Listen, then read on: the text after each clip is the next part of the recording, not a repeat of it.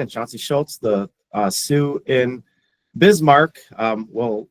We've kind of been talking about blowing snow and how to forecast it, what tools to use, just all sorts of conversations probably over the past 10, 15 years. And it's all kind of culminated into this interactive training session.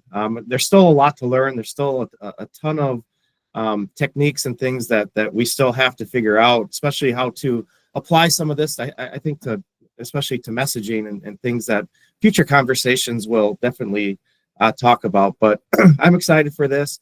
We'll have interactive for the most part.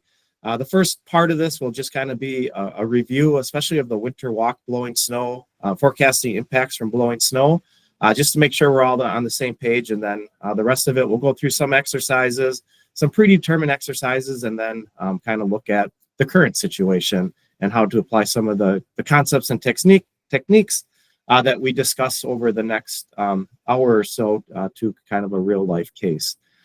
So let's get started. I don't know, Chauncy or Steve, if you have anything you'd like to add before we get started.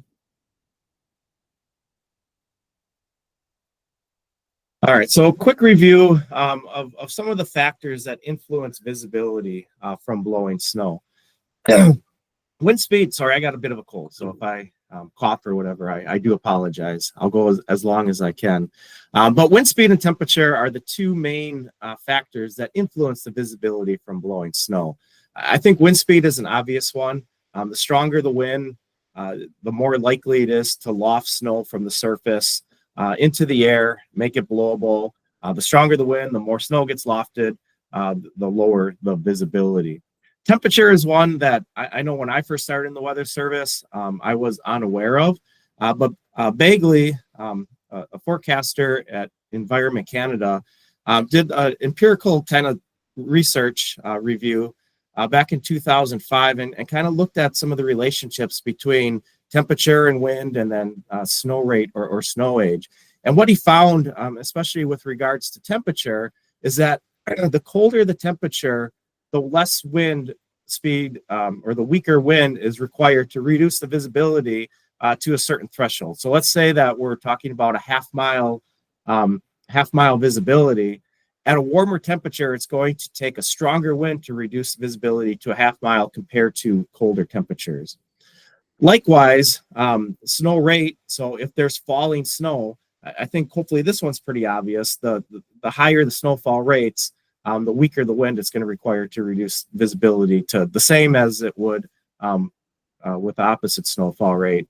But then if it's kind of a no falling snow case or like a blue sky or ground blizzard type event, snow age does become important. So like a fresh snowpack is easier to blow around, right? So a weaker wind is going to be required to reduce the visibility, say, to a half mile compared to a snowpack that is 24 or 48 hours old. It's going to take a stronger wind to loft that snow just because the snow age is a little bit older. So those are the main factors that influence visibility from blowing snow. And just to kind of have a nice, hopefully, make sure we're on the same page, make sure that your poll everywheres are working as well. We'll ask kind of this question here. As the temperature drops, lower wind speeds are required to produce similar levels of reduced visibility due to blowing snow. Would you say that's true or false? And we got about 28 on this call, so maybe we'll wait till we get to about 10 or 15 responses here. Of course, I say that and we stall at 8. There we go. And keep sending in the answers, but I'll kind of show the responses up until this point.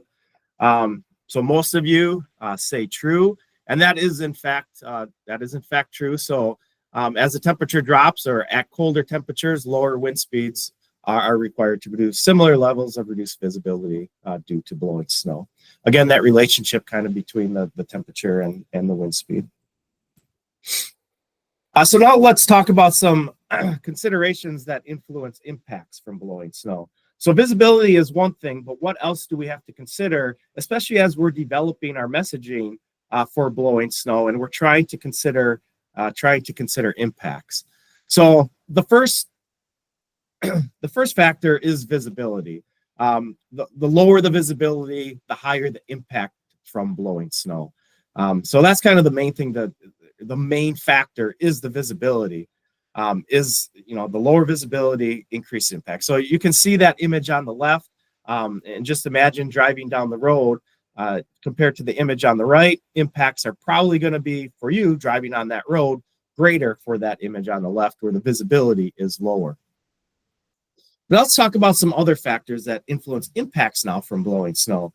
So to get us thinking about this, we're going to ask a question here. What do you consider the coverage of near zero or less than a quarter mile visibility for blizzard impacts? So what is the coverage of near zero visibility that you think leads or would lead to like a blizzard warning or blizzard type impacts? And just to kind of get you thinking or make sure we're on the same page with how this question is being asked, think about if you're driving down the road. What percentage of the time would you anticipate to be in near zero visibility as you're driving down the road? Or if you're stationary, if you're at home, what percentage of the time would you anticipate or would you expect to be in near zero visibility that would correlate to a blizzard warning or blizzard type impacts? To kind of put it another way, this is not like the coverage of blowing snow or the coverage of near zero visibilities within your CWA. And we're not talking about like the coverage of a county in this case. We're considering the coverage for the area being affected by blowing snow. So from the satellite loop that's showing the blowing snow RGB, consider maybe in South Dakota, driving from, say, south central South Dakota up into northeast South Dakota. Sorry, I said North Dakota. South central South Dakota up into northeast South Dakota. There's a blizzard warning in effect, say, for all of South Dakota. What percentage of the time would you anticipate to be in near zero visibility as you're driving across South Dakota? Or let's say you live in central South Dakota, so you're at home. What percentage of the time would you expect to be in blizzard type visibilities or near zero visibilities that would correlate to blizzard impact? So we'll kind of ask that question here in the poll everywhere. What do you consider the coverage of less than a quarter mile or near zero visibilities that are required for blizzard impacts? And as you're answering that question, I'll just say I took a bit of time to explain that question. We've done this training at the Sioux Falls, the Sioux Falls workshop, and then I've done it for 4 or 5 groups here at Grand Forks. And the question was interpreted many different ways. So we wanted to make sure to get that extra kind of explanation in there for this question. So we got about 13 responses, 14. Keep sending them in. I'll show the responses here just to make sure we get going.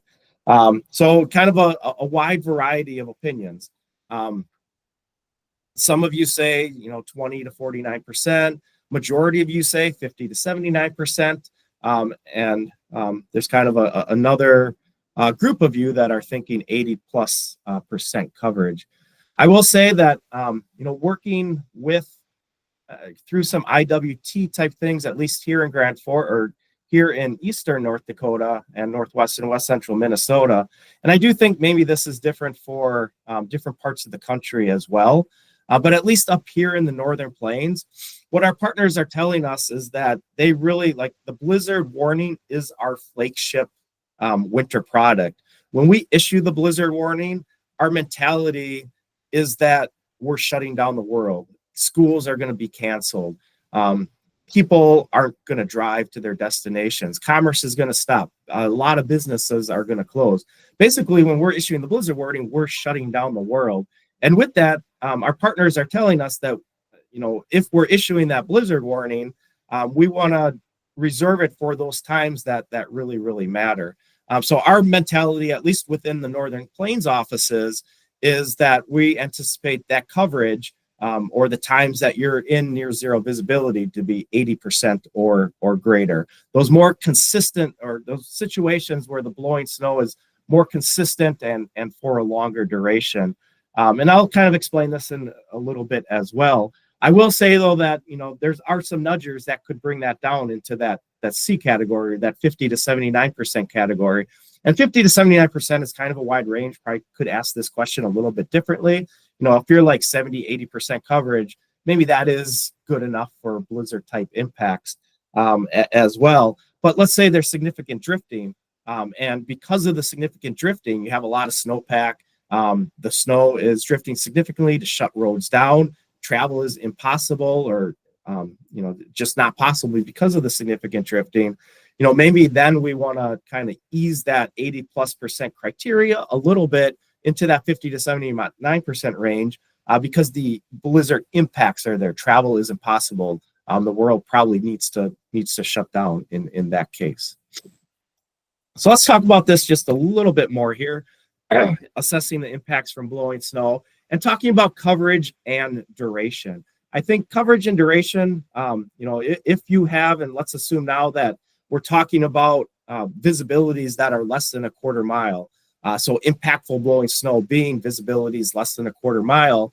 What else should we consider for, what influences the impacts from blowing snow? And I think that's coverage and duration. So if you talk about coverage, kind of alluding to that question that we just asked, I think if you think about it, like if I'm driving down the road, and this could be some personal risk tolerances too, or whatever, but if I'm in and out of whiteout conditions, if I'm driving, say through a unsheltered area, and I can't really see too far in front of the car, visibilities are less than a quarter mile, but I know that if I keep driving, conditions visibility is going to improve and I'm going to be okay. Impacts are probably less in that situation than if I'm never going to be able to drive out of those whiteout conditions. In that case, impacts are going to be greater. The chance that I become disorientated, drive into the ditch, become much, much greater in that more consistent, widespread whiteout condition situation. And then duration, I think, obviously, for a blizzard warning, we have the criteria of 3 hours or more. And the duration is an important thing to consider when assessing impact from blowing snow. The way I kind of think about it, if I do become disoriented, I go into the ditch, if those whiteout conditions, even if widespread all the time, happening all over the place, if they only last for an hour, the chances that I get rescued or somebody comes and is able to pull me out of the ditch is much, much greater than if those conditions are lasting for 24 hours or 48 hours. If I'm stuck, in a ditch for 48 hours and nobody's able to rescue me, impacts are much greater. My chances at survival become much, much less. So hopefully that kind of explains those two important factors that we need to consider when assessing impacts from blowing snow. And just to go through kind of a couple examples. So here's a kind of a lower impact type blowing snow event where the coverage is kind of isolated, impactful visibility only happens for a short period of time. As we go up the scale, this is kind of what we call the moderate impact level. Coverage and duration have increased a little bit, isolated to scattered impactful visibility. Again, just happening kind of maybe for a short period of time. Here's kind of what we consider to be those blizzard type conditions, or 80+% coverage of whiteout conditions, where the coverage is kind of scattered to widespread impactful visibility, and the duration is for a longer period of time. And here's a situation that's probably most likely where kind of that very high impact level, where you have constant or widespread impactful visibility happening for a prolonged period of time. And there's other things to consider when assessing impacts from blowing snow. And this kind of gets into blizzard severity and how we message a potential blizzard type event. The one thing I think that really influences the severity of blizzards is it a event with falling snow, or is it an event without falling snow? So a falling snow blizzard or a ground blizzard or a blue sky type blizzard. You can see, especially with the falling snow type blizzard, visibilities tend to be more consistent for a period of time. I'm going to play this video here. And this is kind of another factor, right? And this can even be during a falling snow blizzard. But as you're driving down the road, notice here there's snow on the road. You can't really see the lines of the road, right? The chances that you drive off the road are much greater because you're not quite sure where the road begins and ends. But now as we get into this situation where the roads are clear, notice you can see the lines on the road. Even though you can't see that far ahead of the car, you can at least stay on the road because you know where the road begins and ends.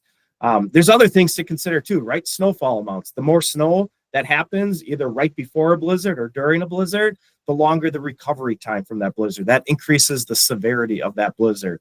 Drifting potential is something we talked about. That ice, was there freezing rain before the snow and the blizzard began?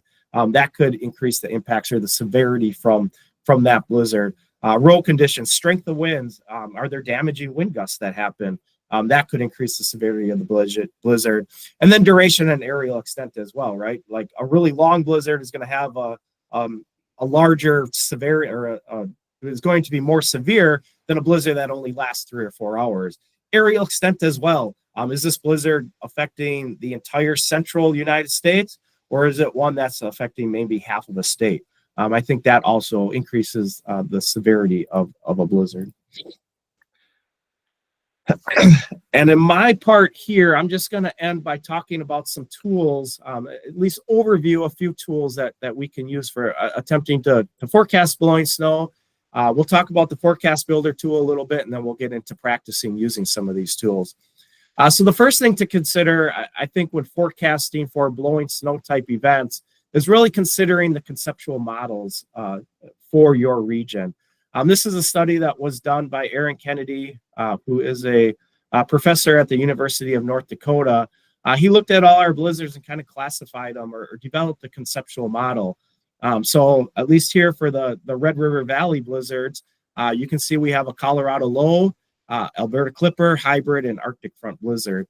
And I will say, like the Colorado low and hybrid blizzards are typically those events that happen with falling snow. Well, the Alberta Clipper and Arctic front blizzards are typically those that have the strong cold air advection and the ones that happen without the falling snow. So those are more your ground blizzards. So you're kind of going into the forecast process now with this expectation of how you're going to develop your message, what to look for, and so on and so forth.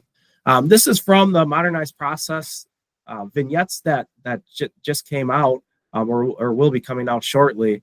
Just talking about, like, as we go through the forecast process, the importance of identifying the causes and visualizing how an event may unfold, because that really allows us then to paint a picture in our minds of how the event will unfold, which helps us develop our message. I really strongly believe that as we're developing our message, like, our main goal should be to paint the picture in our partners' minds of how an event is going to unfold, or if there's different scenarios, trying to paint that picture in our partners' minds of how each scenario may unfold. And in order to do that, I think we have to try to do that ourselves by identifying causes of what's leading to those potential impacts or hazards. And I think, I just want to put in this caveat that doing this, identifying the causes, is not for tweaking or editing the forecast, not for changing GFE grids, but really it's intended to help us build messaging, understand predictability, and really provide that context to our message that makes our messages more actionable. I wanted to talk about that a little bit. So this is a forecast process that I've used throughout the last several years. And this forecast process really gets to trying to think about predictability. What's the probability for upcoming blizzard impacts? And this is, like I said, a process that we're going to practice here as well in a little bit. So the first thing is to really, go through those conceptual model expectations. What is the large scale pattern telling us? From there, we have to assess the state of the snowpack.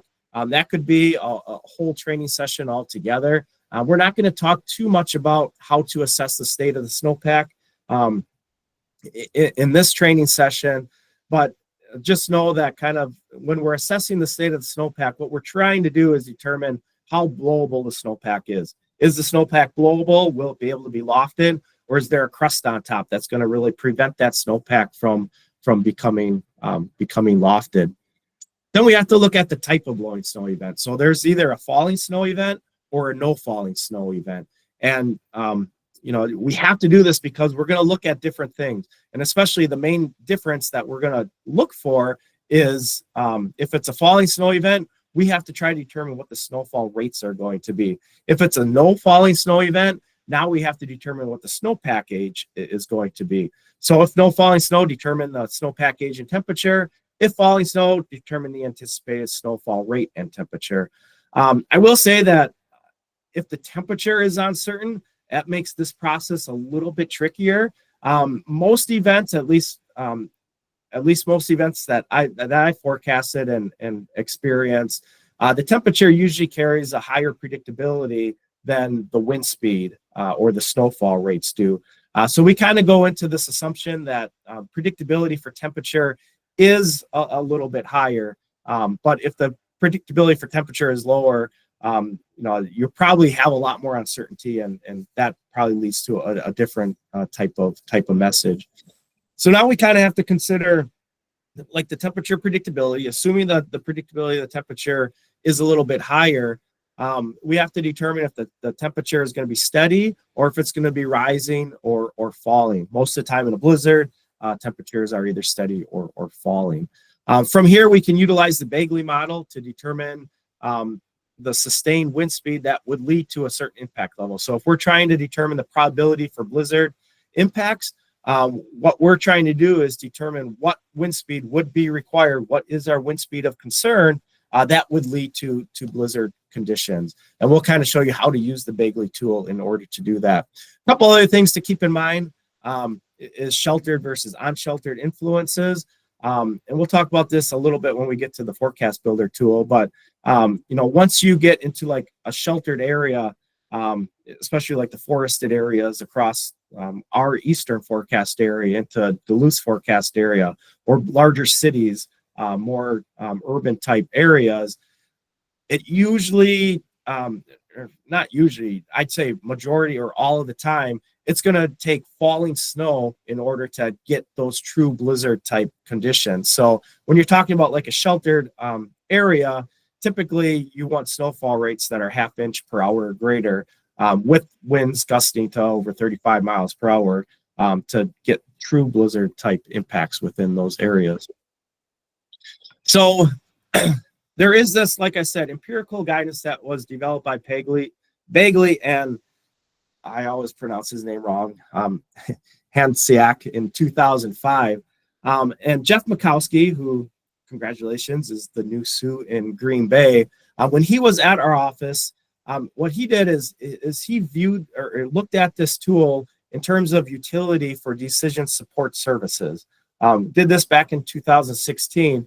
And really what he did is he looked at the coverage of different visibility thresholds. So in this case, the coverage of a 1/2 mile visibility within our blizzard warnings. And he compared that to what the Bagley model or the Canadian blowing snow model outputted based on observed temperature and observed wind speed.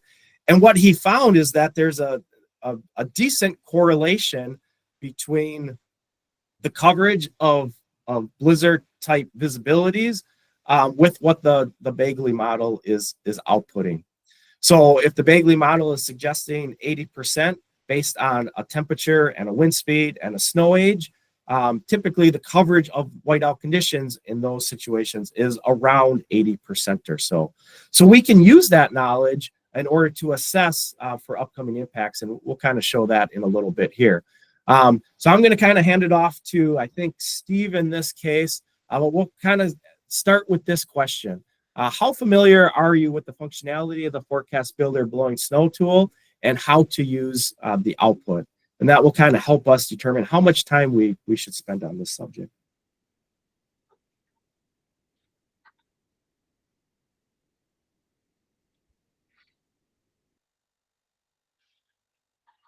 Cool. Well, thank you, Tommy. Yeah, like Tommy said, I'm Steve Fleegel. I'm the Sioux here in Aberdeen, South Dakota. So it looks like we're sitting at, most people have some understanding of the blowing snow tool within Forecast Builder. So that's good. And that's why we kind of wanted to take this opportunity to really talk about, how you can utilize that and some of the tips and tricks as you use that, and then tying it into the web pages that we'll talk about here in a couple slides. But before we kind of dive into the full Forecast Builder side of things, I do just want to, kind of reinforce some of those blowing snow classifications there on the left-hand side of the screen. So we've taken, like Tommy had said, those blowing snow values that Jeff had developed and kind of correlated with the impacts, and assigned those to some of the pot blowing snow values that you see in Forecast Builder or within GFE. So we've kind of tweaked this over time as we've kind of continued to look at more and more events, but we've really settled into these are the impact levels. And so you can kind of see there on the left hand side the pot blowing snow values. If they're less than 25% overall, the impacts are pretty minimal. It generally correlates to your patchy weather grid, and you're not going to want to have any sort of headlines with that. But as you start seeing values get up and above 25%, that's when you're starting to maybe get a little bit of concern for potential advisory conditions, especially, and I will highlight, you'll see in a couple of those, both the 25 to 49 and the 50 to 79, that it says none or advisory or warning, though. Those are just there for, like Tommy had mentioned earlier, those cases where you expect or have a significant snowpack and expect significant drifting. Yeah, just like he's highlighting there, those are the cases where you're going to use that second option. So you maybe lower those values, like Tommy had mentioned earlier, to kind of hit on those more significant impacts that you're going to see when you have those really deep snowpacks. And that I always think of back a few years ago, the couple times we've had really good snowpacks, and you're driving down the road, and sometimes those drifts are pretty high on the side of the road. So just think of cases where you don't have a lot of snow, the drifting's drifting is going to stay pretty close to the ground. But if you get the snowpack up pretty high, it's starting to get close to your eye level in it going in a car type of thing. So it just raises that level of where things are at. And then of course, as we get into that 80% or higher, like Tommy mentioned earlier, that's where we really associate that with the warning side of things.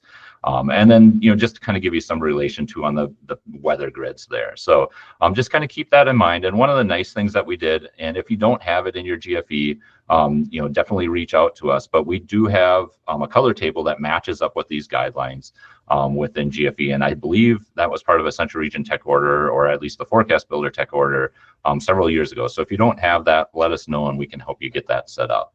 But when we get into the Forecast Builder side of things, the first thing that you do when you run it is it goes back and it looks over the last 8 days and determines whether or not that snow is blowable. And it's really based off of the hourly temperatures that occur over the last 8 days, takes a look at the no risk snow depth data and uses that to determine whether it's crusted or not. And that's really important because, like Tommy said, whether it's crusted or not makes a huge difference on whether or not we're going to have those blowing snow impacts. And we use those values there, like in that table there that Tommy is highlighting, that really kind of helps determine what you're going to get from the blowing snow side of things. So if the snow depth is less than an inch, you're not going to really get any blowable snow, especially for anything that's non-falling snow at all. And so we do allow for a little bit of falling snow influence in that, but when you're not expecting any falling snow, you're not going to get any blowing snow. And then that increases until we get up over 2 inches and we allow the full data. So when you run that blowing snow, it's going to dump out a snow depth grid. And one of the main things that we really want to highlight when you get that snow depth grid is think of those 3 categories that you have there at the top of the screen. Don't worry about, values more than that. It could be 3 inches, it could be 15 inches. Our blowing snow process isn't going to matter.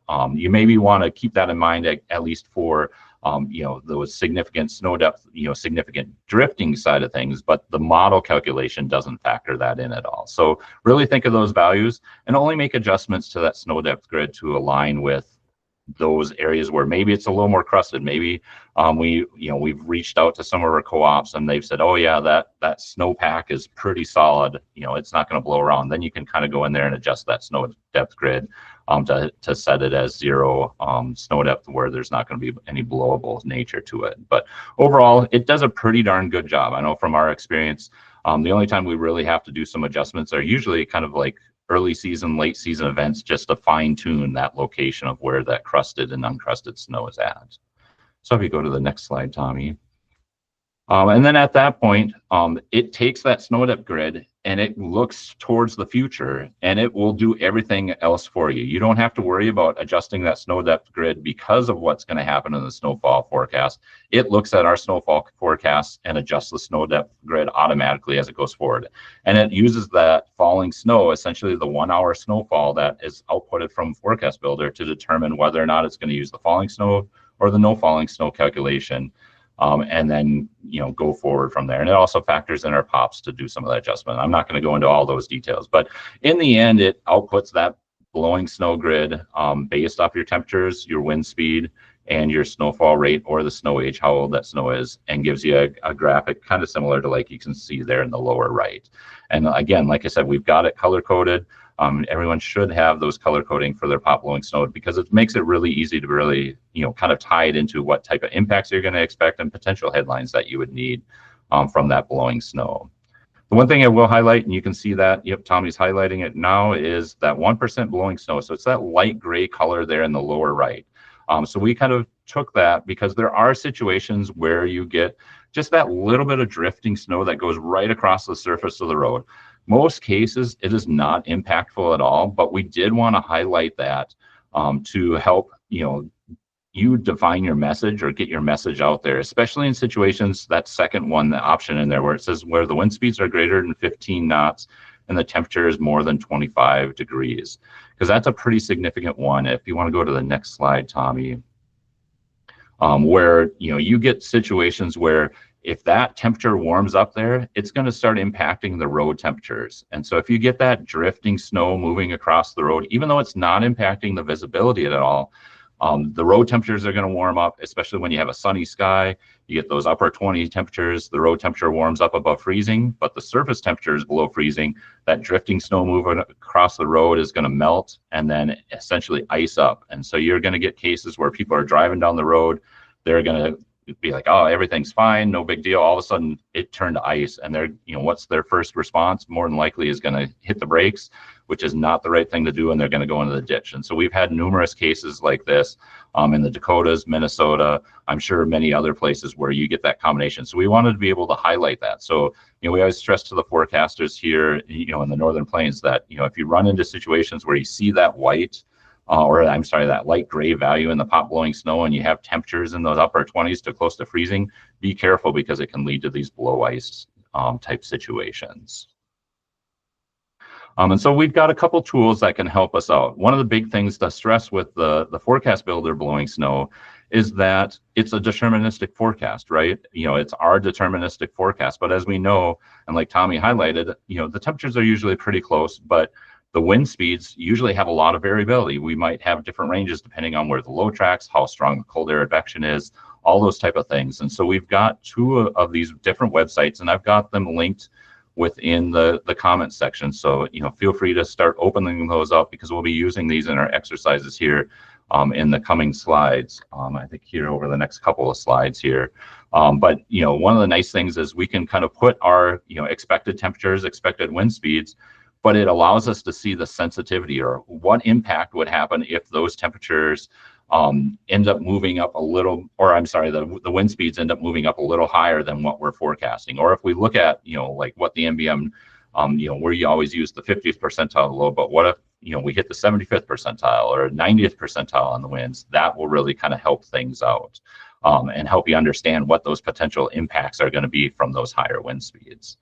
So if you go ahead to the next slide, Tommy. So here's an example that we had a couple of years ago, pretty close to the same time. Fortunately, we're not going to see anything like this, but we had a big Arctic air outbreak. This was a case where our temperatures were well below freezing. We were like 10 below in this case.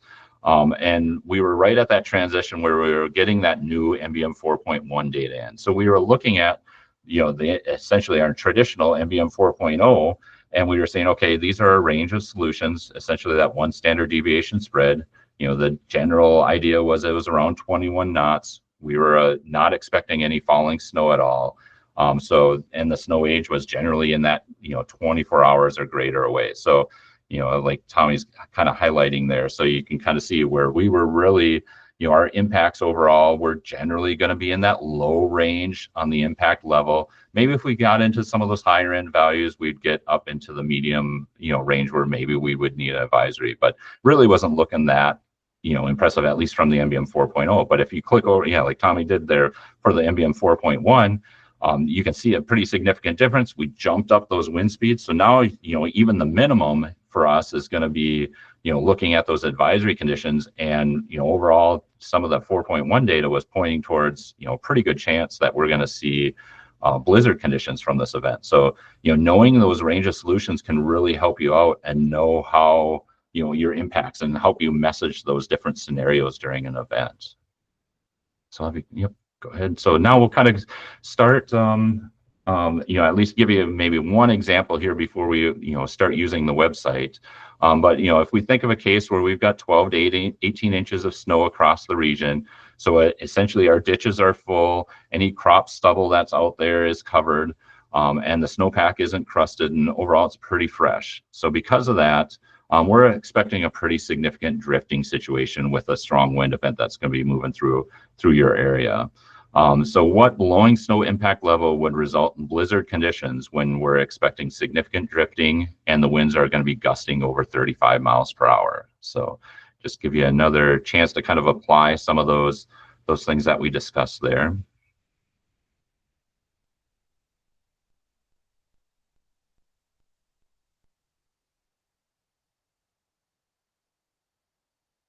Getting a couple of responses in.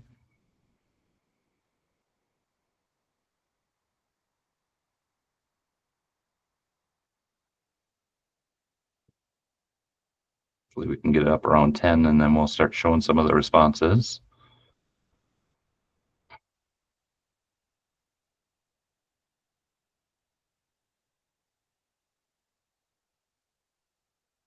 There we go. Good. Yep. Yeah. Moderate is what we would expect. That's one of those cases, like we talked about, where you would kind of lean, where we say advisory or warning in those type of situations. If you've got that significant snow cover, it can help you lead towards, kind of leaning more towards the blizzard side of things, because there's just really a lot more things to blow around and capability to blow that snow around overall. So good job, everyone. Oh, go ahead, Tommy. Yeah, I just want to kind of reinforce the pop blowing snow value. If we go back to the kind of that research Jeff Makowski did here, more or less correlates with the anticipated coverage of those kind of whiteout or blizzard type visibilities.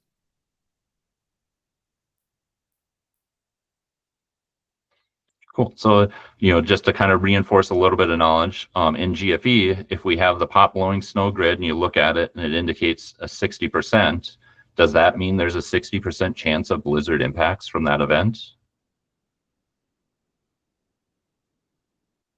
And we'll do kind of the same thing, maybe see if we get up to around 10 or so responses before we start showing them.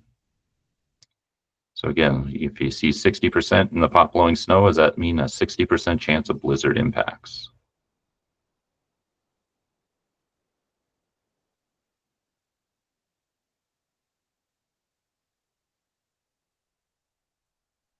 Good. Yeah. I think in that no or depends really kind of falls into that solution. And so, yeah, like we've got here, when you have really high predictability, that pop blowing snow value is probably going to be pretty reasonable, on what your expectations, because the thing that you want to keep in mind is that pop blowing snow value is based off our deterministic forecast. So like we've been talking about, if you're very confident and, high predictability on that event, that pop blowing snow value probably is going to be fairly decent. But, as we know, most cases in wintertime events, like Tommy mentioned earlier, our wind is usually the one where we're just uncertain, and us getting that wind speed, even within 3 or 4 knots, a lot of times is pretty difficult to do. So, that's one thing to really keep in mind. And, one thing that we're hoping to work towards in the future with a future MBM version, we're trying to get a lot of this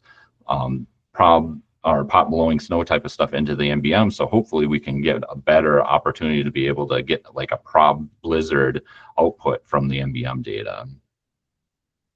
Yeah. And just to add on, you see kind of that graphic in the pop blowing snow section.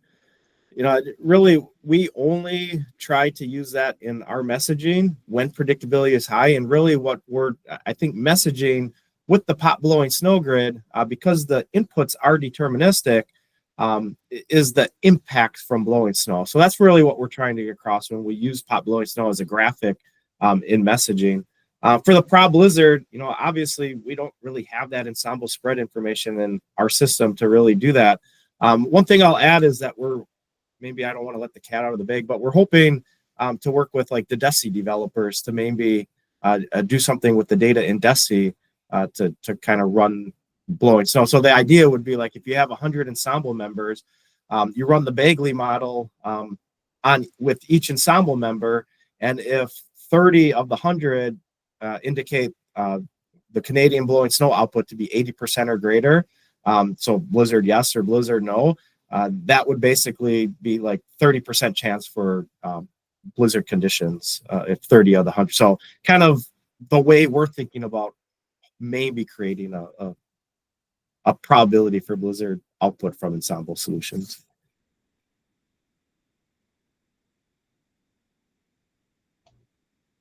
Yeah, so we'll kind of move on. So now as we go into the questions side, we're going to really allow you to utilize these websites and provide some questions on how we want to, how you would put that data into the website and then determine what the potential impacts or expectations are from each one of those events. So we've got, if you, don't want to type them in or try and copy them in based off the screen there, we do have each one of those pinned in the chat. So you can go ahead and load either one of those. Either one works. The one nice thing with the Armchair Forecaster page is it does put both the temperature and the winds on the same, essentially the same chart there, is the same table. So that makes it a little easier to look at the combination of the two. So we'll go ahead and move into the first scenario. And Tommy, Chauncy, feel free to interrupt me. I'll just kind of keep going. If you want to take one or two of them, just feel free to jump in. So we're anticipating an Arctic front to sweep through the region tomorrow. There's about 3 to 5 inches of snowpack that fell yesterday, and temperatures have remained below 32 the entire time. The Arctic front will be accompanied by really strong north winds, but we're not expecting any falling snow with a period of 6 hours of very strong cold air advection. When that strong cold air advection begins, the temperature will start out at 30 degrees, but it'll fall to about 10 degrees by the time the strong cold air advection ends. So you're trying to attempt to assess the probability for blizzard conditions, and let's use those web pages to determine what the wind speed would need to be for you to get blizzard conditions. So kind of keep in mind when you're using those web pages, think about the temperature, because you're going to have to put in the temperature, the snowpack, and again, like we talked about before, the way we do the Bagley snowfall, if the snowpack is 2 inches or more, that kind of covers it. So as long as you have a value of 2 or greater in the web pages, that'll hit you just fine. And then look at that no falling snow component aspect. So we'll give you maybe a minute or two, and if people want to maybe put some thumbs up in the screen, and when we see a few thumbs up, we'll maybe reach out and see if people want to throw into chat, or maybe, I don't know, Tommy, Chauncy, if you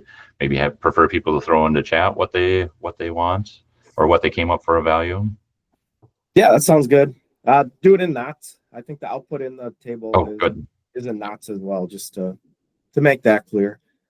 Yeah, just put it, maybe your answer in the comments section, and once we get a few of those rolling in, we'll kind of go over what we think.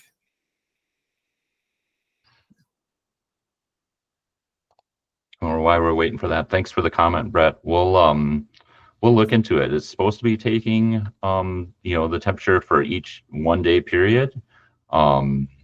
So yeah, if you have maybe a case example that can help us out, we can look into our that, and then also look into our code and see why it's running into those type of situations.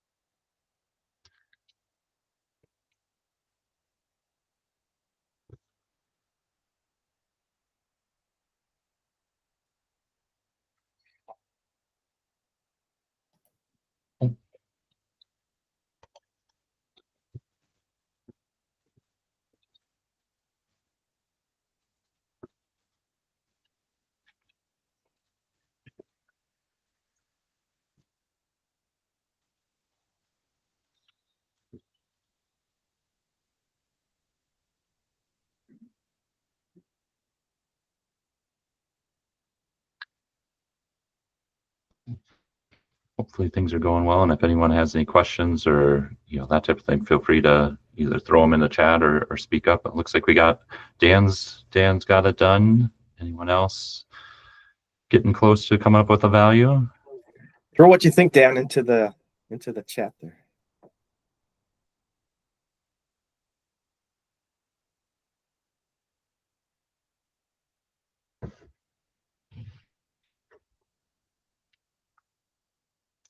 And one of the things, maybe to give you a little bit of a hint as you're going through, one of the things that sometimes helps me out, is maybe pick the temperature in between the two ranges, and that'll kind of give you at least a good starting point where you can go one way, either up or down from that temperature, because those web pages will display, essentially a range of 10 degrees on each side. So that can maybe help you kind of narrow down those values a little earlier or a little quicker. Yeah, I'm sure you're all probably yearning for more information, right? Like how quickly are temperatures falling, or like when are we going, like once we get down to 15, like how long are temperatures gonna last? And I think we did it this way just to kind of make you struggle a little bit and really think about what you're doing, and that sort of thing. Thanks, Dan, for that. That looks like you really thought through the process. I love it. I think we'll kind of maybe go through the answer, and hopefully that'll kind of help for the next question that we ask. So like going through the process, like our conceptual model expectation, this is an Arctic front blizzard, so it's probably going to be no falling snow. The state of the snowpack is blowable.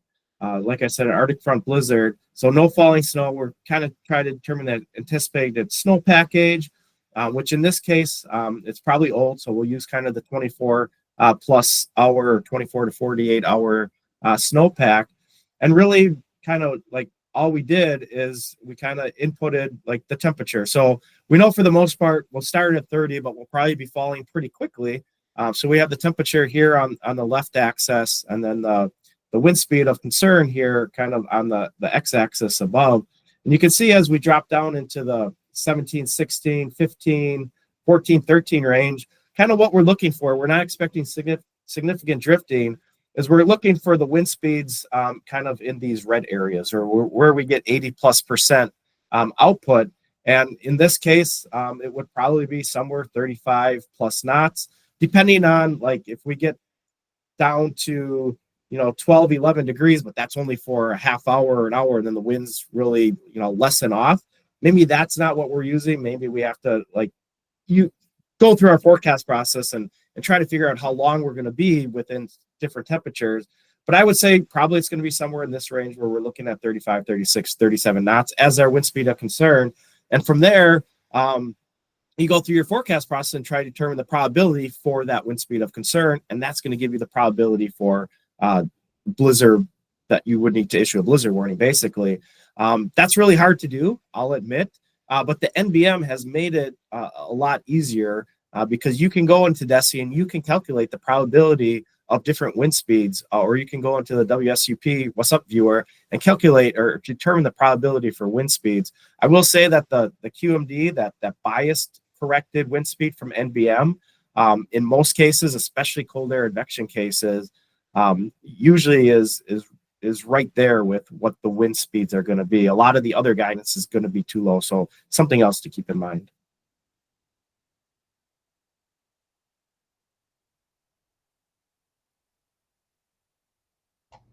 So for this next example or scenario, we've got a Colorado low that's expected to affect the region in a couple days. 25th, 75th percentile snowfall across the regions, 3 to 9 inches. But there is uncertainty tied with the track of the system. So, we still aren't completely confident on that amount. But overall, the winds are pretty well predicted. We're tied with a pressure gradient force and limited mixing of the winds. So pretty high predictability, which is a little unusual for what we traditionally expect. And then since we are expecting falling snow, we're expecting snowfall rates to be around 1/2 inch an hour and being pretty consistent for a good 6 to 10 hours.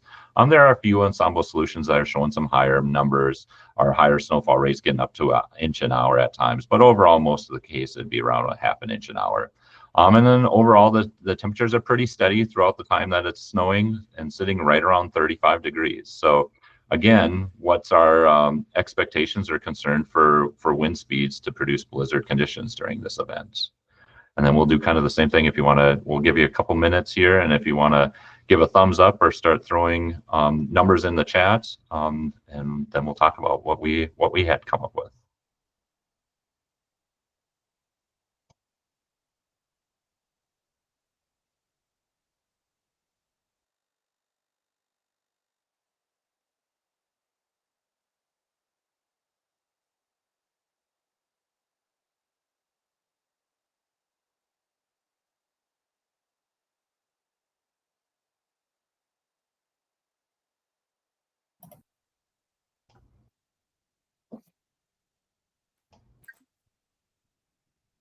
And one thing I will, do want to, highlight or hint, because it still catches me every once in a while. If you use the Armchair forecaster webpage, make sure that you select the right, snow age essentially as you're going through this.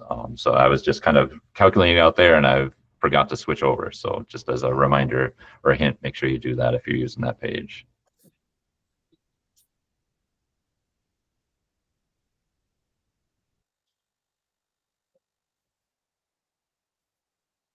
As you're working through and trying to determine the wind speed of concern, hopefully you can multitask and listen too. So Dan, sorry, I'm going to kind of use your answer just to kind of reinforce a point. The probability that you're getting from the Bagley output, again, is not the probability for blizzard conditions, but rather based on the temperature and wind speed and either snow age or snow rate is more or less correlated to the coverage of like whiteout conditions.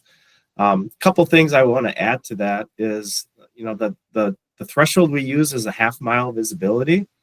With that in mind, though, Bagley never calculated the quarter-mile visibility threshold within his model. So the lowest we have is a half mile. But from Makowski's research, we see that the output is correlated kind of to the coverage and of impactful blowing snow. And with that in mind, it really typically you can see the sensitivity of wind speed to visibility, and it typically only takes 1 or 2, maybe 3 knots of increase in wind to reduce the visibility from a half mile to a quarter mile. So using the half mile threshold, I think, is okay to try to assess for blizzard type impacts. But again, it's a temperature, it's a deterministic input, and really the output is like the coverage or the impact from blowing snow based on that temperature and wind speed. Hey, we got some results rolling in here. We got 35 knots, Mr. Carletta, 31 to 34 knots. 31 would be mostly in rural flat areas. 31 to 32 knots. So looks like we're coming up with somewhere 31 to 35 knot-ish or so. This one is tricky just because not quite sure what to use for snowfall rates, right? And I would say that, as we're trying to assess for blizzard impacts, and something we haven't really talked about yet is, do I use sustained wind speed or do I use wind gust? And that's probably something really important to cover. Majority of the time, if I'd not say all of the time, what we really want to look at is the sustained wind speed. And that's because when we're, messaging for conditions, we should be thinking about what conditions are going to be most consistent over time. Wind gusts are going to temporarily deteriorate or conditions or increase impacts. But when we're developing our messaging or putting out our headlines, what we want to think about is what conditions are going to happen most consistently, and that would be sustained wind. Even when assessing for snowfall rates in this case, we probably want to try to assess for what we feel is the most consistent snowfall rates. So even though there could be periodic times or isolated areas that are an inch per hour, what we probably want to assess for is the half inch per hour snowfall rate. So I don't show the inputs, but click the falling snow tab. In that, use the half mile or half inch per hour snowfall rates.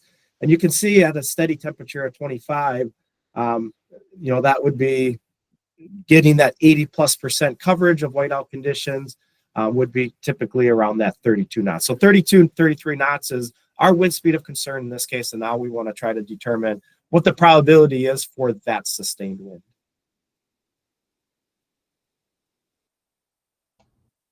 I think we'll do maybe one more group where they kind of go through their own process and try to determine. And then we have a couple more questions that we'll just kind of roll through, and then we'll kind of look at the current event. So we were planning an hour and a half for this.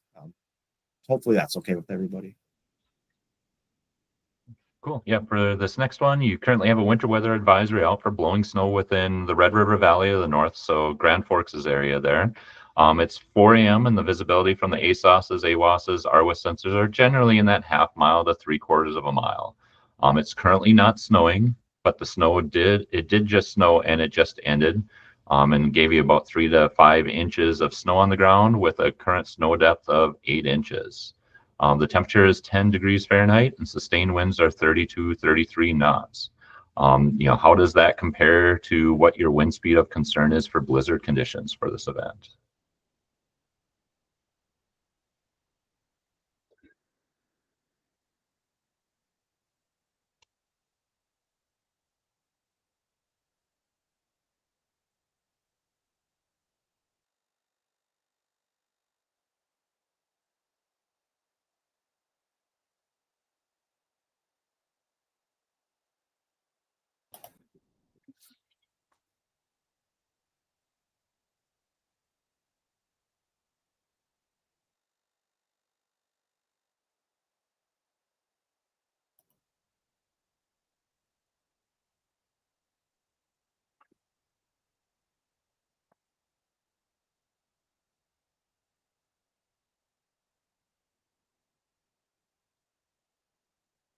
So yeah, work through your table, work through that online tool, and at this point it's not snowing, so no falling snow. 24, 25 knots. We got one answer. Blowable snow. Current snow depth is 8 inches. So at this point, we're probably not expecting significant drifting. Temperature is 10 degrees. So like at 10 degrees with a fresh snowpack, probably using that 0 to 3 hour snow age, trying to determine what the wind speed of concern is for blizzard conditions. Yeah, and I think this is a good comparison too of, thinking of the last one, the last question, we kind of came up with that 31, 33 knot range with a, falling snow and 25 degrees. We'll be able to see, what type of impact just having that colder temperature, but without falling snow has on the blizzard potential or blizzard impacts. I will say this is sort of a trick question.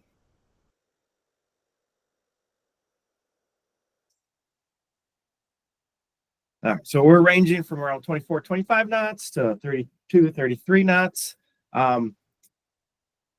So hopefully everybody's had time to kind of play around with things a little bit. I don't want to rush too much through all this, but I do kind of want to get through things. I will say that, like, afterwards, if anything just doesn't make sense, please reach out to me, Steve, and Chauncy, and ask the questions you need to ask. Like, we would so be willing to sit down with anybody in a Google Meet session or through email, just to kind of talk through a lot of these concepts. Because just seeing it for the first time here, I know would kind of go over my head, to be honest with you. Like, we've been thinking about this for like 15, 20 years. So seeing kind of some of this for the first time, I think would really baffle me.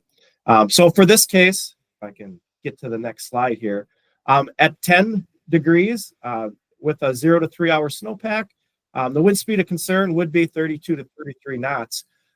Remember that the current speeds are 32 to 33 knots.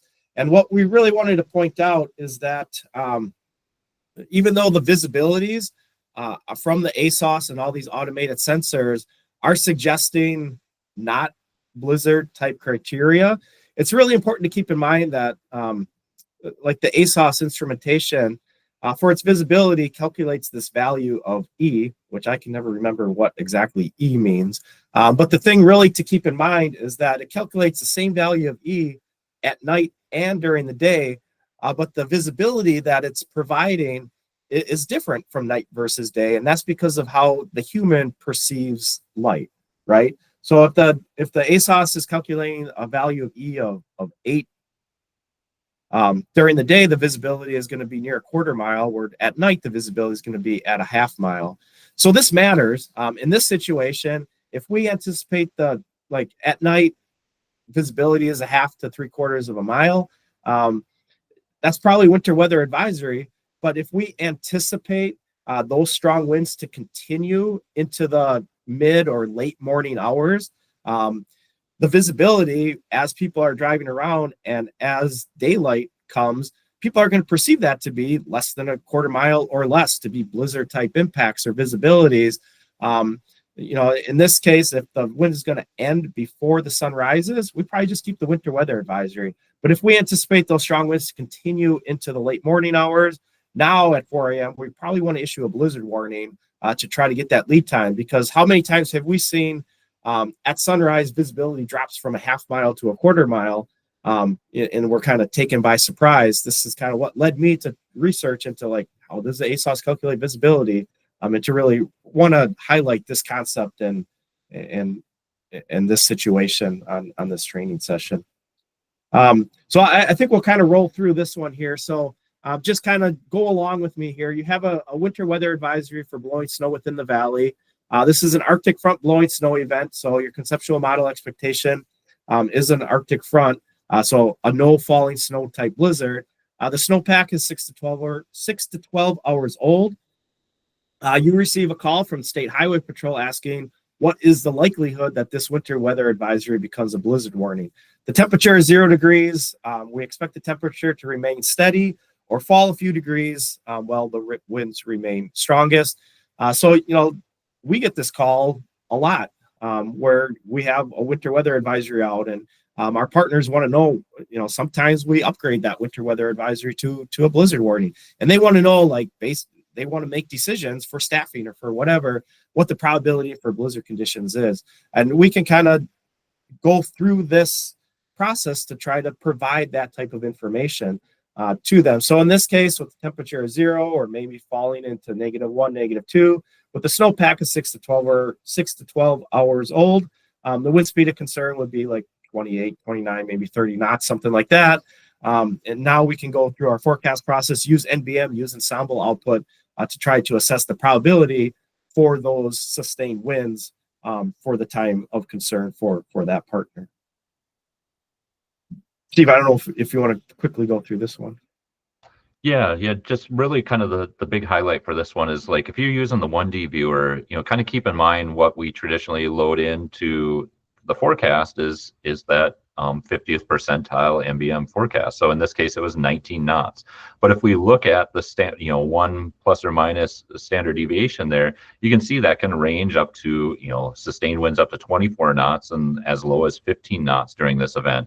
And so this was a case, essentially that we had a couple of years ago where we, had really cold temperatures, 20 below, and that range gave us several different opportunities or different potential impacts from this event. So if you go to the next slide, we can kind of see, how that really influences things. So if we were on that low end of the range from the NBM solutions, we really wouldn't have any impacts there or expecting any impacts. Even on what the 19 knots that the NBM is forecasting, really it's in that low category on the impacts, mainly drifting snow, not a whole lot of concern type of thing. And then, but as we got to that 24 knots, just a 5 knot difference in the wind speeds, it goes from, not that big of a deal to, hey, we're pretty close to seeing blizzard conditions or at least blizzard impacts from that event. So, again, keeping in mind how sensitive, especially when the temperatures get really cold or below freezing or below 0, can really have a big influence on your blowing snow impacts during an event. So keep in mind those range of solutions that you have and that you're getting from the NBM. And like Tommy said before, thinking of how, probable those higher end, wind speeds are going to be from an event. And then lastly, we want to kind of highlight there is a blowing snow RGB that's in experimental status. I do want to highlight that did see on one of the satellite liaison blogs here recently, we've been pushing to try and get this into the Tower S install. And so it looks like it's going to be coming in the next Tower S install, which is going to be next month. So we do have this blowing snow RGB that Bill Lyon and Carl Jones have really been working on to help tease out those situations where you can really pick up the blowing snow that's occurring. And so it's maybe a little tough to see in this video, at least on my end, when it's coming through probably some of the compression from the streaming side of things. But if Tommy, if you want to jump to the next slide, maybe it was a little clearer. And Tommy kind of showed this earlier.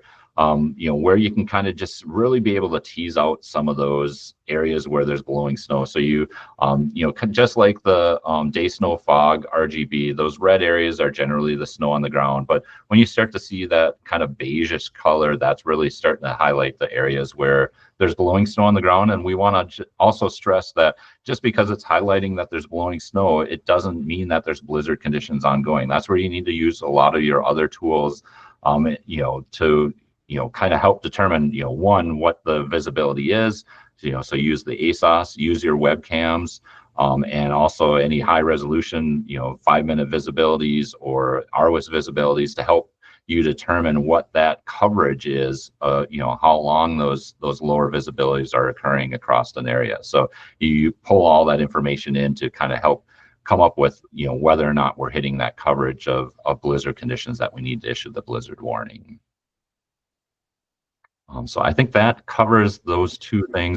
And again, if like I said, it's supposed to come out in the next Tower S. If it's something that you want before that, definitely reach out to me, and I can get you some instructions to get it added to your AWIP system before the Tower S install.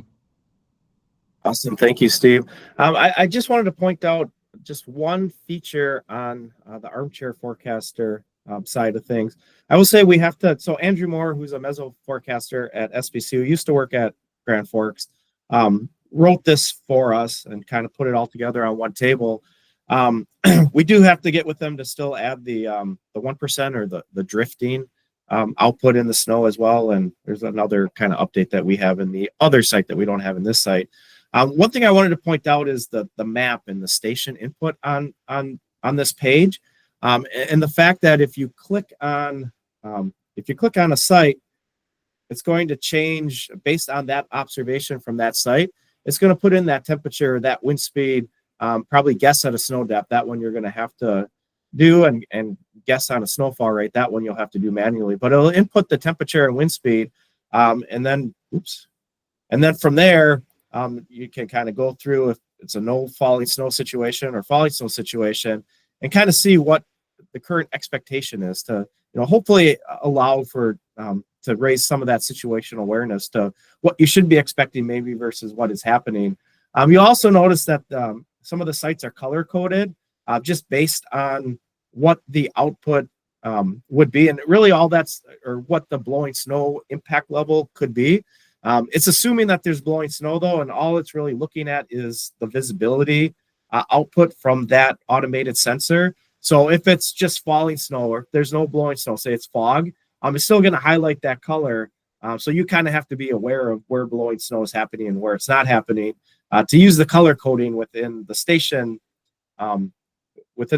graphic to assess for blowing snow impacts. But if there's blowing snow happening, the color coding does help in that situation. I don't know if there's anything else to highlight from that web page. Hearing nothing. So let's go over kind of what's going on right now. And I think I'll kind of start here for a little bit and just kind of talk through. So typically what I try to do for forecasters at Grand Forks is make this kind of operational consideration slide deck. That's not really important, but there's a lot of pertinent information in here to the current situation. So kind of go through our forecast process of trying to assess or forecast the potential impacts from blowing snow in this case. So I'm going to quickly go through a few things here, and then since the blowing snow is probably going to more affect Steve and Chauncy's area kind of let them talk through some things on their end, and maybe show some things from DESI as well. So this is the ECMWF EFI for tomorrow. You can see it does a decent job, at least of highlighting the areas of concern for falling snow and for wind speeds, wind gusts usually. And I don't have the wind speed on here, but in this case, it's interesting, right? There's maybe this little bit of overlap with where the fresh snow falls versus where the strongest winds happen. But there is going to be an area of snow, and then there's going to be an area of wind as well. And those at this point look like just kind of conceptual understanding and large scale overview look for the most part displaced in this case. So like my first thought is, all right, there's going to be snow. And then there's going to be wind, and those are displaced. Is there any blowable snowpack where the stronger wind is expected? And if there's blowable snowpack, we're probably talking about like ground blizzard type conditions. And where there's maybe an overlap of the wind and falling snow, that could be a falling snow type situation. So like that's leading me in the direction of other things maybe to look at. From here we kind of go through looking at the clusters, seeing how much of an agreement the clusters are. In this case, it looks like we're kind of zoned into maybe one potential scenario, but as we'll see, and as you can see from here, there's kind of slight variations within at least the track of the surface low that could lead to like maybe differences in where falling snow or whatever happens. This is just from the ECMWF ensemble, just looking at the variations of the track of the low. And you can see in the bottom right corner, this is valid at 12Z Thursday. The track of the low, at this point could be central North Dakota, or the low at this point could be in north central South Dakota. So there's still kind of like some differences or scenarios that could be based on the track of the low. Kind of like what I talked about before, trying to paint that picture in your mind of how a system may evolve. A lot of times I'll use deterministic solutions for that, just keeping in mind that like this is the RGEM, this is just one of many potential scenarios. The track is probably going to determine where the heaviest snow falls and where the strongest winds occur, right? So this is kind of painting that picture into my mind, looking at the evolution of the surface low and of maybe how QPF and where that is located in relation to the surface low. Looking at maybe some ingredients for why the QPF is happening within the model. Again, this one deterministic solution. But in this case, like we see some 850 FGen, kind of transient moving through the region from west to east. But there's also this really, really strong area of low level or mid-level or 850 millibar warm air advection. Looking at 700 millibars, same thing, kind of, weaker 700 millibar FGen, again, transient moving through, kind of co-located with that, 700 warm air advection as well. So kind of looking at this, looking at the causes, at least for like potential snowfall, just looking at the forcing mechanisms, like I kind of picture multiple heavier bands moving through North Dakota that are associated maybe with that 700 FGen, 850 FGen, but the more consistent duration where you're going to get like maybe inch per hour snowfall rates, those really high snowfall rates that are going to happen more consistently in one location for a longer duration of time. Again, looking at snowfall rates and duration for total snowfall amounts, that's probably more associated with that really strong 850 warm air advection just ahead or to the north of the track of that 850 low. And that's kind of like probably where we expect the heaviest snow to occur. Again, probably tied to the track of the low.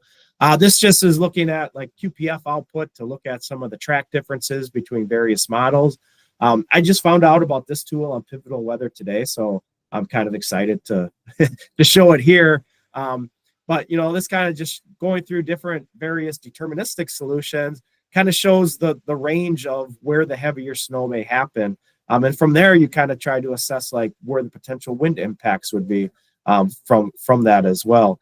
Not going to talk about that or our headline guidance, but this kind of talks then a little bit about the blowing snow and the wind potential. Still some uncertainty, but we can see from the 24-hour max wind from the NBM QMD output, there is this potential, especially like if you remember the conceptual understanding or model of that surface low tracking down and the high pressure working in for our forecast area in Grand Forks or the Red River Valley, there is an increased surface pressure gradient, even though there's not like strong cold air advection. If you get 3, 4, 7 inches of fresh snow with 25 plus mile per hour sustained winds, that could lead to maybe not blizzard impacts, but like increased type impacts. And that's going to influence how we kind of tend to message that event. And then you see the stronger wind associated with the cold air advection, the really strong cold air advection to the south of the track of the system. And again, if there's blowable snow, what are the temperatures? What's the wind speed of concern? And I'm going to let Steve and Chauncy talk about their forecast area. But just one thing I really wanted to show is this table and things that we're considering. We're trying to assess for the potential impact of blowing snow, especially on Thursday as the winds turn north and that surface pressure gradient increases. What is going to be our wind speeds of concern? We expect temperatures tomorrow to be probably somewhere in the 10 to 15 degree range.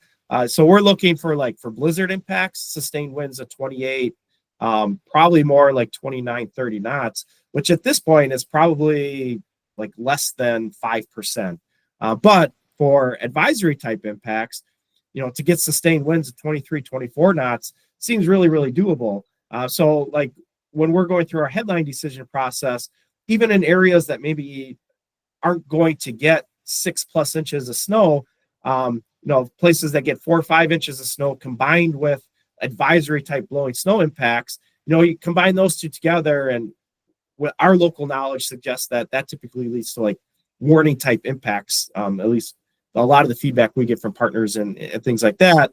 We would maybe consider, based on that, that being an advisory with a lot of fresh snow to be like maybe a winter storm warning or something like that. So just kind of a quick assessment of blowing snow impacts. And I'm going to kind of quit sharing here and let Chauncy kind of talk through his forecast area a little bit as well. Maybe show some things in DESI. Or was Steve going to show some things in DESI?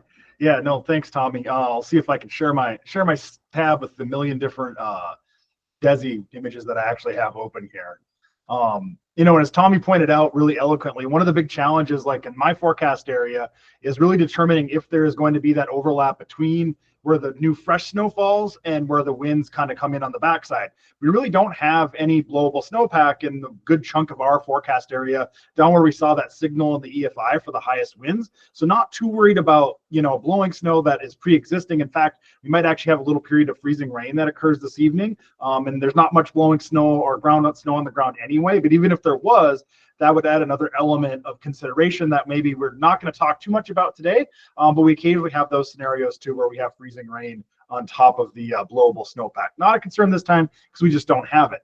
What I am showing here is just in DESI, sort of the morning HREF members, to just kind of get an idea, and Tommy already kind of showed this, about some of the spread that exists actually within the CAM ensemble members about where that band of heavy snow is going to occur. We weren't going to belabor this point a lot, but what I really kind of want to focus on is that corridor sort of on the south side of this, and really especially between Bismarck and Fargo. We're going to kind of focus on Jamestown because that is actually an area this morning where our ops briefing was kind of an area of focus. They mentioned like, hey, maybe there's going to be blizzard conditions in Jamestown tomorrow morning. They actually had a winter storm watch to start their shift out this morning, and are trying to make a decision on that. And that's kind of where I have my cursor now. And if you kind of glance over there, you can see there's pretty good spread in the falling or how much new snow will be right at that one point, even just from the HREF membership, anywhere from an inch, which we talked about was kind of under that blowable snow depth, right? All the way up to maybe, something more on that order of 4 inches or maybe a little bit more. And again, this is just the HREF members. So we know there's probably a little more spread than that. You actually can see the HER is a little bit of an outlier in a sense with a little further north solution, but it shows us our spread that exists within that. So kind of thinking about like, will there be fresh snowpack as the wind comes in on the backside? The other consideration will be if there are actually going to be, falling snow with, strong enough winds to produce low visibilities. I might let Steve talk about this a little bit, but I loaded up a product that he pointed out to us this morning as we were chatting a little bit, using the href data in DESI, and it's actually a combination product between particularly the probability of 1 hour snow greater than 0.1 inches and the wind speed greater than about 20 miles an hour. And I loaded that up and kind of walked it through this event. And one thing I had to stop and think, because it's been a little while since I did these joint variables in DESI, for whatever reason, the last couple of weeks, I really haven't. So just if you load something up, remember that you have to come down here in the left-hand side and then click variables 2, and then you can add the other field on top of that, the probability field that you want to use for those joint probabilities. So Steve had a good thought exercise for me this morning to make sure I can remember how to do that. I loaded it up. I'll kind of go through it, Steve, if you want to touch on this for a minute, kind of why you look at this and maybe what you see in it. Yeah. One of the big things I like using this both for the href and the lref is it just gives me that quick, SA awareness type side of things. So I just load up for both and run through it and be like, oh, okay, these are maybe the areas I might need to take a little more focus on. And I'll even adjust like the wind speed, because one of the things, like we've talked about before is, like the href and especially the lref wind speeds are probably going to be a lot lower than what we would, traditionally expect, because they don't have the bias correction that the NBM has to bring them, kind of more in line with what we traditionally see. So, I always kind of keep that in mind that, maybe I run the wind speed a little lower just to give me an area of focus. But like as you were kind of running through there, to me, it just helps you like visualize those cases, especially when you have falling snow, where those things are overlapping. And, that's kind of the big thing with this event. Like Chauncy said, is like, are we going to get that narrow corridor, and like Tommy highlighted too, where it's like you've got that overlap of the winds with the overlap of the snowfall.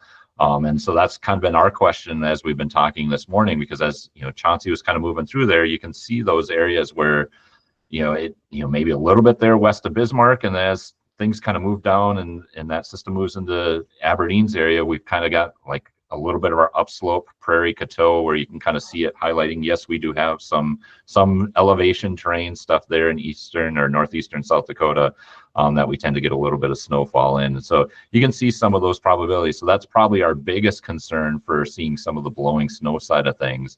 And then at that point, I like to use it because then it gives me like, okay, now I want to look a little closer at some of those areas, apply what we talked about with some of the websites and say, okay, what wind speeds do I need to have to produce blizzard conditions, or at least blizzard type impacts, and then see if that's a possibility.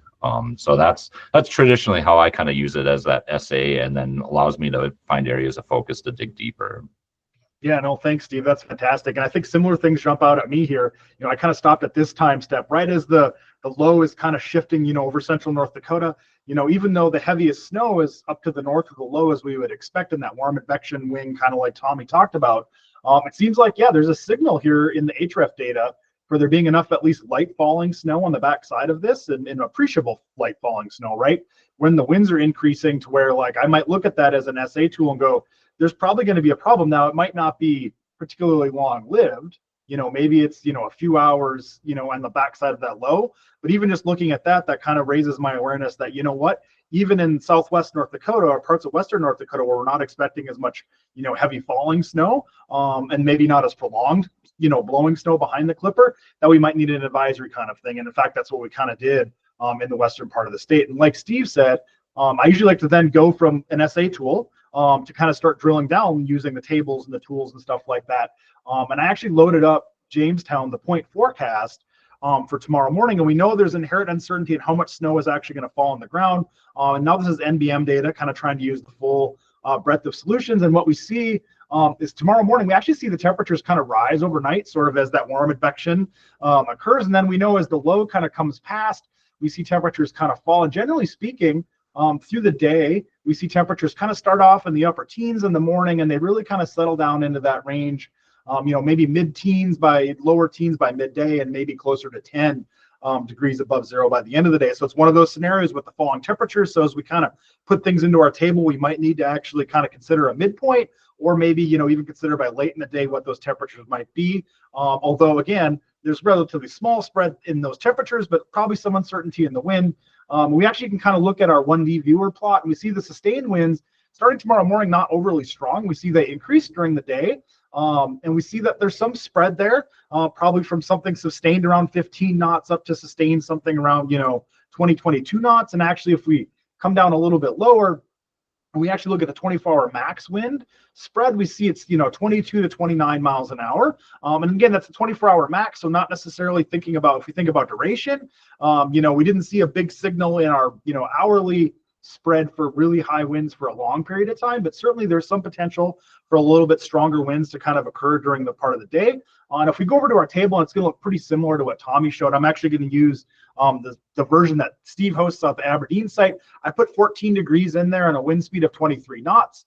I set a global snow depth of 4 inches. We'll be optimistic that they're going to give, sort of a worst case kind of scenario. And that really kind of brings us, with no falling snow, kind of down into this range someplace. For mainly drifting snow, if we go up a little bit in our wind speed and say that, maybe that top end, what's the worst case kind of thing, and we run that, certainly that kind of comes up and closer into our sort of advisory range with no falling snow. Now, if we have falling snow, we see we're solidly into that advisory range over here at that temperature of 14 degrees. So then the question kind of becomes, is there still going to be falling snow or not? And again, that's where I might come back and look at my NBM data a little bit. And this is kind of going through the overnight. This is just the hourly probability of some snowfall occurring. And if I kind of come into tomorrow morning, our temperatures are just starting to fall at that point. And as I kind of go to midday, we see that there's decent probabilities, 30-40% of there being, falling snow just still occurring, and maybe a little bit higher in the midday. So my takeaway from all of this is that it's maybe marginal, somewhat low blizzard probabilities, but certainly we see a scenario where there's enough overlap. And if there is going to be, maybe it's right near that late morning, midday period where there's still enough falling snow. Since looking at this table, we probably need a little bit of light falling snow. And I did take my rate down to 0.1 inches to get solidly into that advisory condition. If we don't have the falling snow, it probably kind of falls outside of that. But to me, that probably looks like kind of an advisory kind of condition being our most likely scenario with a low probability of blizzard. In fact, that's actually what our day shift actually did while we've been talking this morning, as they actually converted the winter storm watch over to a winter weather advisory now, thinking that the probability may be not sufficient enough for a blizzard warning at this point, although obviously still monitoring, certainly still that range of scenarios on the high end. Steve, I don't know if you want to touch on some of the things maybe down in your area real quick. I know we're getting towards the bottom of the hour, but I know a little different setup in your area too, right? Yeah. A lot of our northeast side of the state, northeastern part of South Dakota is really kind of concerned or following the same realm as what you were saying there for your area. I will highlight one thing we talked about here. Let me share my window. Because we did have some, there it goes. We did have some banded snow that moved across the southern part of the RCWA, or kind of that central part of South Dakota. Generally produced 1 inch to 2, a few localized spots of 3 inches when that banded snow moved through. So that was kind of one of our questions, is like we talked about in the central part of South Dakota, we really saw that's where we were seeing, the greatest winds. And, Tommy showed that in the EFI. And even if we look at like Desi here, kind of the central part, and I've got like the 75th percentile wind speeds here, that's really where our concern is. So our question kind of was like, okay, we've got this, fresh snowpack that occurred yesterday during the daytime hours. Are we going to see any of that kind of blowing in an area that, granted, there's not a ton of snow, maybe 1 inch or 2, but we're, kind of on the low end side of things. But, we do have some really strong winds. We're probably going to have high wind type warning winds out in this area. So, are we going to have any blowing snow issues away from some of that falling snow side of things? So we did kind of put some of that information in there, because we do have temperatures kind of starting out generally in the 20s and kind of falling into the mid-teens. So once we get that cold air moving in during the afternoon, we were looking at, it's like, okay, well, we would need with a 15 degree sustained wind, let's say at the high end is maybe sitting around 32 knots, and at 15 degrees, maybe we would get something that would start to lead to some, blowing snow impacts. But in general, as it's kind of falling, that temperature's falling, it's going to start out as not that big of a deal, kind of down in this area, and then, kind of, maybe increase some of that. But one of the other things we were talking about too is, it's a struggle to maybe get a lot of areas where there's 2 inches. So that goes back to the conversation that Tommy had earlier about the coverage side of things. We're thinking, probably the coverage isn't going to really be enough in a majority of the areas to really cause a whole lot of issues in those areas where they have that fresh snowpack. So that was kind of a lot of our conversation here as we went through the morning hours for some of those areas farther to the west where we don't have a whole lot of precipitation. And Chauncy hit on that too. That was one of our other concerns, is we are going to get a little bit of some freezing precipitation during the overnight hours tonight. And one of the nice things, like we talked about before, is Forecast Builder factors that into the calculation. So when we, unfortunately, I don't have our pot blowing snow up here, but when you look at our pot blowing snow, you can see where it kind of factored in the combination of the lack of the snow depth, the freezing precipitation, and limited and didn't show any sort of blowing snow over the north central part of South Dakota, up in essentially up in this area, in the Mobridge area. But it did show the potential for a little bit of blowing snow down towards Pierre, where we have that combination of the strong winds and some of that fresher snowpack.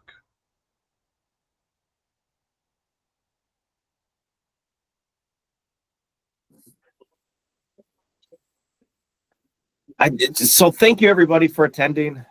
We'd love feedback as to how helpful this training session was.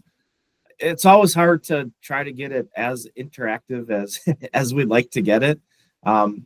We made it as probably interactive as we could, but I think if it to do, like, what are your thoughts too about like doing something like this, maybe not part of the guest speaker series, and scheduling these types of regional training sessions, maybe during other times where maybe it's smaller groups that we can really talk through things and make it really interactive. Like, we love feedback too.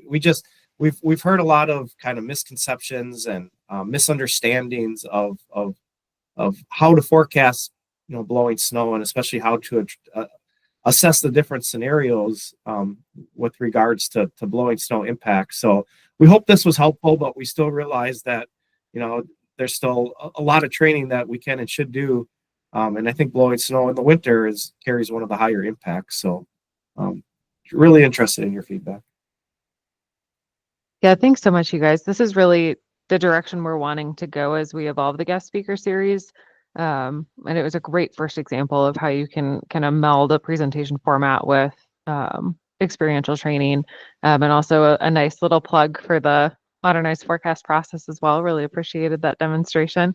So I think this is exactly what we want to see in the future. And there's definitely utility in smaller groups as well if we're wanting to leverage some of the smaller groups that already exist, like our sub-regional communities or things like that. But this is definitely what we want to continue to see for this series as we evolve it next year. So an awesome advertisement for how we're going to do that. I do see a couple of questions popping in. Todd Shea asked how you think this relates to WSSI and some of the impacts that are listed there, if you have any thoughts on that. Sure. Let me share my screen real quick here with WSSI, if I can find the right screen. So this, I believe, is the current WSSI output.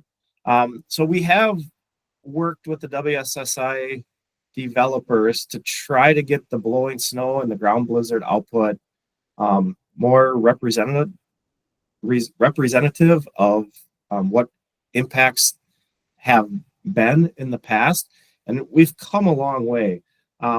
Just as a general overview, there is kind of a blowing snow component and a ground blizzard component. The blowing snow component would be blowing snow impacts with falling snow. Then the ground blizzard is falling snow impacts without falling snow. So that's kind of how they separate the two. In the future, they would really love to combine those two just into a overall blowing snow component. And I know they kind of plan to do that, maybe not this year, but in future years. The one thing I will say about, so the ground blizzard and blowing snow have improved a lot.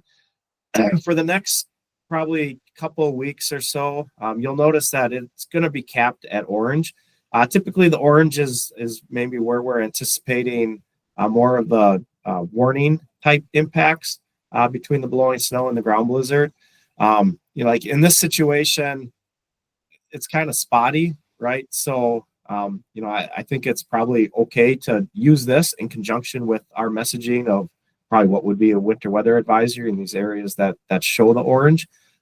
It's usually those areas that become more widespread and consistent over a larger area that would equate to like our blizzard warning type thing. So I think you can use these two in conjunction, our headlines with this and how we assess the Bagley model. In a couple of weeks or whenever they transition to WSSI 2.0, the blowing snow and ground blizzard are going to incorporate a duration component. So if you're expecting warning type blowing snow impacts for 3 or 6 hours, it's just going to be kind of that moderate impact level. But as the duration increases to like 24 hours, 48 hours, that's going to allow the major and the extreme impacts to come into the equation. And they are using really using an equation that tries to look at surface travel or kind of traveling on roadways. So they, based on the inputs, calculate a visibility based on, I'm not even sure where the research came from. I think Japan. So it is different from the Bagley, but in our assessment, the output is usually it has been pretty similar. So based on past dip, did I miss anything, Steve or Chauncy, on that? No, I would just, reemphasize that we've had a lot of conversations with the WSSI developers the last couple of years, and they've been very good about working with us and trying to really kind of make sure that we're melding these kind of things together. Yeah, I see Tom Holquist put in a chat as well about Rufus, and there is going to be a kind of a blowing snow visibility calculation. I will caution on using that initially, just going peer reviewing the paper.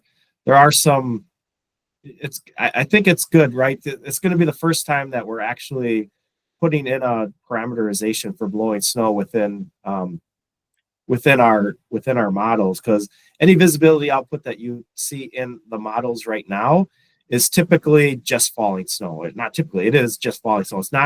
It's not assessing any wind and blowing snow type impact. So it's a great it's a great start, I think. And it is going to catch on a lot more than just the visibility output does today. So use it, but use it with caution, because I think it still could use a lot of improvement. Awesome. Thanks you guys so much. I don't see any additional questions. I did notice, Tommy, while you were sharing your screen, that it said it was 2 degrees in your little bar at the bottom. So good luck. Seth, do you have a question or a comment? Yeah, thanks, Jenny. Yeah, I do. And I'm going to come at this from a little different angle.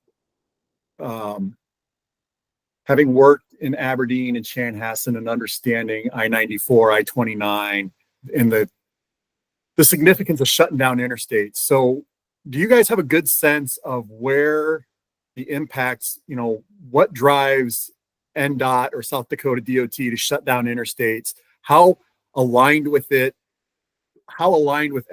messaging is it? I mean, I guess, do you guys understand when those interstates are shut down? Because getting an interstate shut down, especially when you only have 1 or 2 in a state, that's a huge deal.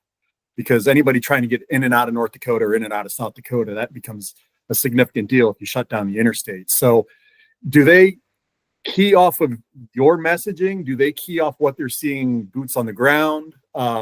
Is it tied directly to blizzard warnings and ground blizzard warnings? Can you comment at all about the impacts on infrastructure as it relates to NWS products and services?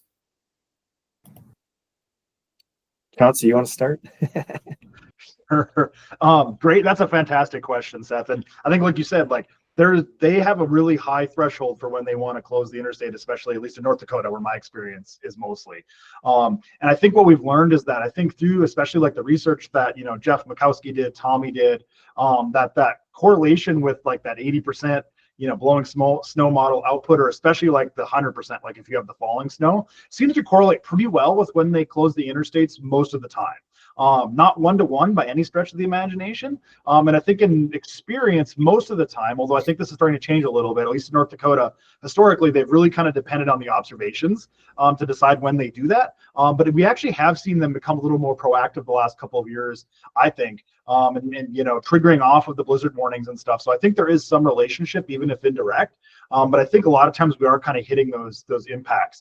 We have occasionally seen one-offs where the interstate will close and we were kind of like, we didn't expect that. I could think of a case, going back a number of years now, where there was really heavy drifting. The visibilities really weren't that restricted, but there was enough deep snow and winds, like in that 20, 25 mile an hour range, that it really clogged up the underpasses in some areas. And so that was kind of an eye-opening to us. And that's something that Steve, Tommy, and I have talked about a lot and tried to kind of that compensate. I think that's part of where that discussion comes into play, actually, that Tommy talked about earlier, where, if you have a deep pre-existing snowpack, maybe you're blowing snow model output where your threshold of pain for issuing a blizzard warning is a little lower. It's actually kind of based on our observations of when they maybe do close the interstate compared to where those impacts kind of hit on. And I know, Tommy, Steve, I probably missed something, but. Yeah. Let me go through a short little story. Seth, do you remember Dave Calabanz? Remember working with Dave? Yeah. So, back when Dave worked here, it's probably 15 years ago now. We went through a winter season, I think it was early 2010s, where we had a lot of ground blizzard events, and we issued probably more blizzard warnings than we should have. And what we did after that winter season is we went and met with like DOT, Highway Patrol, school superintendents, and we kind of asked the hard questions of, like, how did you make decisions based on that? These blizzard warnings, were these blizzard warnings correlated with what you would consider, making decisions when a blizzard exists? And, what they told us is we issued too many blizzard warnings. And we kind of calibrated what a blizzard is based on that feedback. DOT was part of those conversations. And I remember distinctly, like, Dave going into those meetings, really wanting us to like work in conjunction with Highway Patrol, especially as to like trying to close down roads ahead of time.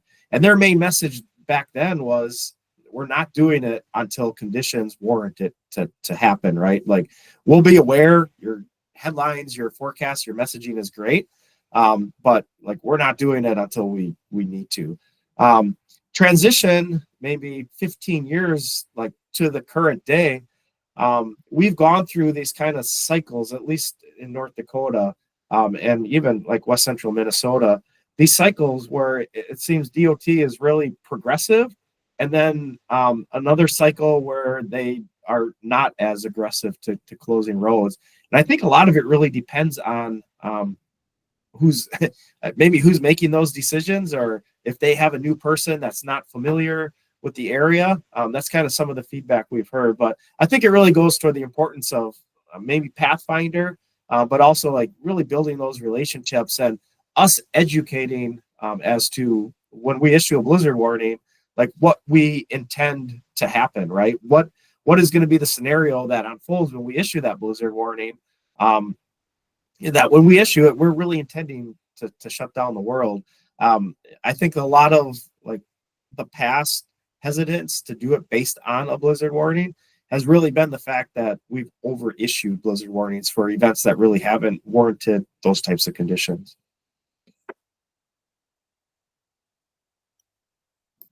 Yeah, it's interesting because the penalties up there, where the Arctic nature of the temperatures is so different, that getting stranded on an interstate is far different up there than it is in most other parts of the country. So there's a definite risk of not being proactive and shutting down interstates, because you get people stuck out in the middle of nowhere in really, really harsh conditions that can be life-threatening very quickly. So that whole aspect has always been interesting for me in that part of the country up there.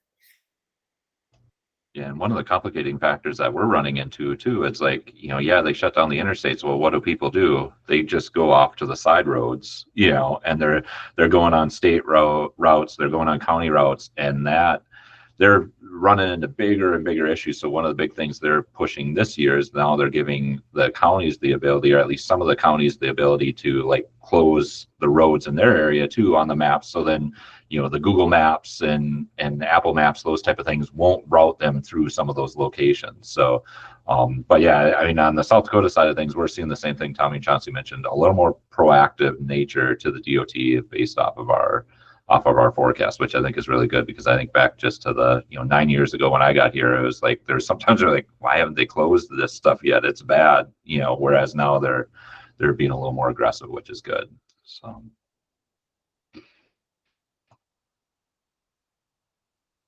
Awesome, guys. I appreciate the discussion. I know it's busy up there, so I think we're going to let you guys get back to it. But really appreciate the presentation, all the discussion. We do have a recording, so I'll be sure to post that afterwards, and we'll make sure the links are there as well in case you want to check out some of these resources afterwards. So thanks again, guys. Really appreciate it, and good luck with the upcoming storm. Thanks, everyone. thank you.